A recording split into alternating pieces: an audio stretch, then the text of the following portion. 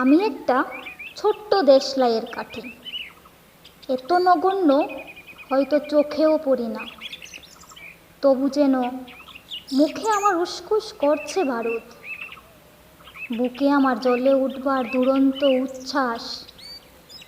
আমি একটা দেশলাইয়ের কাঠি।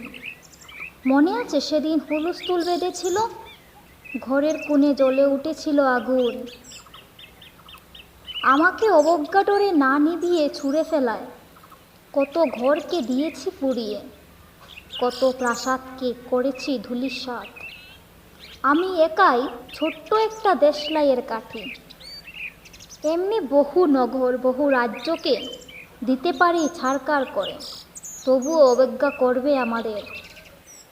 মনে নেই ওই সেদিন আমরা সবাই জ্বলে উঠেছিলাম একই বাক্সে, চমকে উঠেছিলে, আমরা শুনেছিলাম তোমাদের বিবর্ণ মুখের আর্তনাদ।